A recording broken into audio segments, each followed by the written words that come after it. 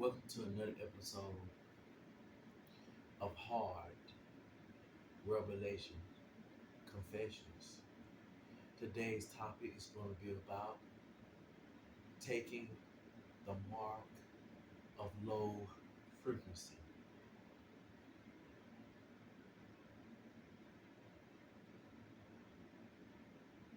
In the beginning of time, we are born in this world, don't know who our parents is, don't know what our future is, don't know what we will become. But back in slavery time, back in Africa, our own people sold us off to the enemy. They sold us off for tobacco, for weapons, for guns. And since our people sold us off, we had to endure pains. We had to go through trials and tribulations. Even though we are free as human beings, we was enslaved by the enemy. The enemy mistreated us. The enemy didn't want us to seek knowledge. They just want us to stay ignorant in a low frequency. But even though there's negativity around you, God is still watching you. He's still revealing the truth to you so you can wake up and break free out of those shackles of ignorance. As I go into today, some of us has already sold out to the beast. I'm not talking about, you know, getting a chip put up in you when we don't make right decisions. All opportunities are blocked for you. So since all opportunities are blocked, people start to go into criminal activity because as a human being, all of us have needs. You know, if you don't make the right decision, you will get left behind.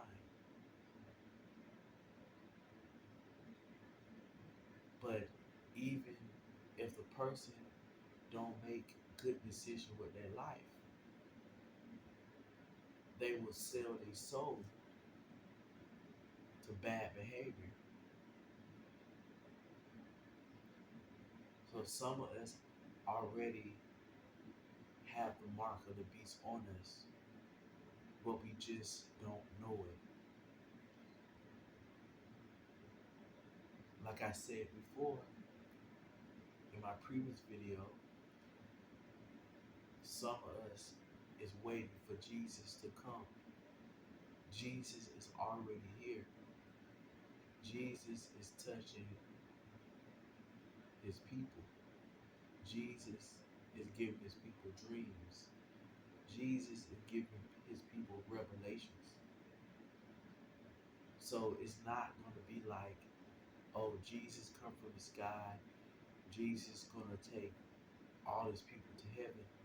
Jesus is already here. Jesus' spirit is eternal.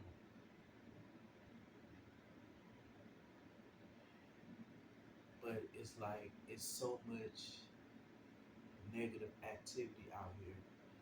You know, everybody heart out here is turning. You know, if you in this world, you know what I'm saying, like by being good, you're never gonna make it. I see some of these people who want to be in the entertainment, in the music industry.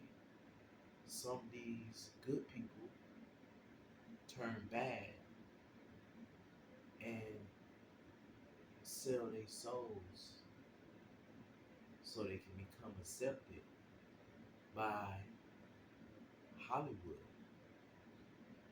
Just like I look at music and I look at some of these women. Some of these women who do music, they have talent, but they feel that they have to look like a harlot. They have to look half naked for them to get the attention of critics. But if you think that's the way to get in the industry, that is that is impossible.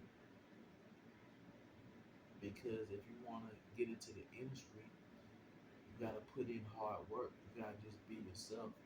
Don't be who they want you to be. You have to be yourself. You have to be yourself. You have to work hard.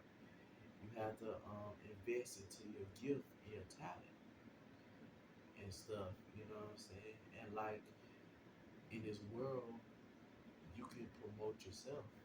We have a lot of free social media like YouTube, Facebook, my MySpace back in the day, um, Instagram. We have all kind of free social media to show the world our capabilities and our talents. So really, we don't really need those people in Hollywood anymore because just to be honest, it's really no money in the music industry anymore because what's going on? People are just giving away music. You know, you don't even have to go to the store and buy an album. You can just go to YouTube, you know, and listen to these, albums for free, old and new.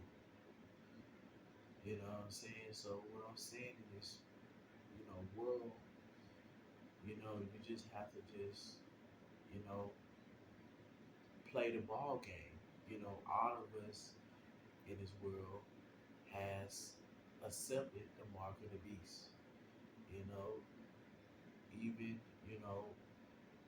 us regular people, us pure hearted people, when we sign a job application, you know what I'm saying, we already signed our soul. So we have to do whatever they want us to do to keep our jobs. If we don't do what they want us to do, we lose our job, we lose pay. You know what I'm saying? But some of us, get frustrated, but we can't get frustrated because we already signed a job application. When you sign a job application, it's just like signing your life off, your life rights off. You know what I'm saying? So it's very, you know, important that we just, have self control out here. You know what I'm saying? Even though, you know, some of us has sold our souls, you know what I'm saying? Like we still believe in God, you know. God know that we have to eat. God know that we have to work hard to maintain our lifestyle. If you don't work, you don't eat. You know what I'm saying? So, it's very important for all of us, you know, to enjoy life, you know what I'm saying? To live life till the wheels fall off, you know, and to like, you know, to play ball until we get what we want to get in life. Everybody start off, you know what I'm saying, at a low position in life. But like, let me tell you a story. I used to work for this company, and I couldn't work. I do what I'm supposed to do, but the environment was was negative. You know, some of the people was racist. Some of the people didn't trust people. Some of these people feel like they can do whatever, taught you any kind of way. To me, by me working on that job, it got me feeling that I was on a plantation. So basically, what I used to do, I used to clean bathrooms. I used to be a custodian, and I go in this restroom, mind my business, cleaning this restroom, and my own brother attacked me. My own brother hit me. My own brother want to fight me. So even though this guy provoked me to wrath, right? I could have knocked the hell out of him, but instead I kept calm because even though this guy hit me, right? I stayed calm. I used my mind, not my fist, because if I would have hurted him and fought back, I would have lost my job. I would have lost my job. And at that time, that was the only job I had. So I had to make do with that job because I get paid every week. So I refuse to let any negative person cost me my job or make me lose money. So what I did, instead of using my fist, I went and I told his supervisor. So they did an investigation, and luckily I had witnesses that saw what happened. And after it was all said and done, you know, some of the people from the department gave me money. You know, the guy had got relocated. They moved him to another building. And after all, what I'm saying, I didn't see the guy. I didn't see the guy again. I didn't see the guy again.